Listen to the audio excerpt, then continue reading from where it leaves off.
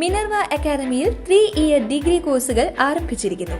Medical lab technology, operation theatre technology, cardiac care technology, dialysis technology, hospital sterilisation (CSSD), radiology technology, optometry technology കൂടാതെ hospital management MBA കോഴ്സുകളും ആരംഭിക്കുന്നു. Minerva academy.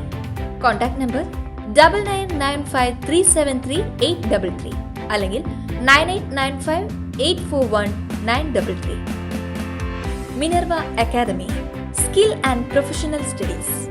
സംസ്ഥാനത്ത് school തുറക്കുന്നത് June 2 തന്നെയാണെന്ന നിലവിലുള്ള തീരുമാനമെന്ന് വിദ്യാഭ്യാസ മന്ത്രി വി ശിവൻകുട്ടി.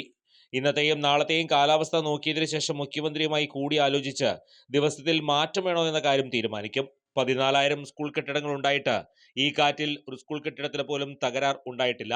അടിസ്ഥാന വികസന സൗകര്യത്തിന് വേണ്ടി കഴിഞ്ഞ നാളുകളിൽ ചെലവഴിച്ച 5,000 കോടി രൂപ ഫലം കണ്ടു. മുൻ വർഷങ്ങളിൽ കാറ്റടിക്കുമ്പോൾ ആദ്യം സ്കൂളിന്റെ ഷെഡായിരുന്നു പോയിരുന്നത്. ഇപ്പോൾ സ്കൂളുകളിൽ ഷെഡുകളില്ലെന്നും മന്ത്രി പറഞ്ഞു. ഹൈസ്കൂൾ സമയക്രമത്തിലെ മാറ്റത്തിലെ വിവാദത്തിൽ മന്ത്രി പ്രതികരിച്ചു. ചില അധ്യാപക സംഘടനകൾ തന്നെയാണ് ഇതിന് ബുദ്ധിമുട്ടുണ്ടാക്കിയത്. ആദ്യം 110 ദിവസവും 120 ദിവസവും തീരുമാനിച്ചിരുന്നു. അതിൽ കൂടിപ്പോയെന്ന് പറഞ്ഞ് കേസ് കൊടുത്തത് അധ്യാപക സംഘടനകളാണ്. പിന്നാലെ കോടതിയുടെ നിർദ്ദേശപ്രകാരം കമ്മീഷനെ നിയോഗിക്കുകയായിരുന്നു.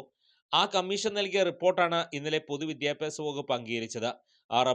ആ റിപ്പോർട്ടിൽ പറഞ്ഞതനുസരിച്ച് സമയം ക്രമീകരിക്കാനാണ് രാവിലെയും വൈകിട്ടും അധിക സമയം കൂട്ടിച്ചേർത്തത്. ഒരു സ്കൂളിൽ LPയും UPയും ഹൈസ്കൂളും ഒരുമിച്ചായതിനാൽ സമയക്രമത്തിൽ പ്രായോഗികമായി എന്ത് ചെയ്യാൻ കഴിയുമെന്ന് ആലോചിക്കണം. അതിൽ എന്ത് ചെയ്യാൻ കഴിയുമെന്ന റിപ്പോർട്ട് നൽകിയവരുമായി തന്നെ ചേർന്ന് ആലോചിക്കും. കോടതി 10-ാം തീയതിക്ക് മുൻപ് തന്നെ റിപ്പോർട്ട് നൽകണമെന്നാണ് ആവശ്യപ്പെട്ടിരിക്കുന്നത്. അത് നൽകുമെന്നും വിദ്യാഭ്യാസ മന്ത്രി വ്യക്തമാക്കി. കൂടുതൽ വാർത്തകൾക്ക് ഞങ്ങളുടെ ചാനൽ സബ്സ്ക്രൈബ് ചെയ്യുക.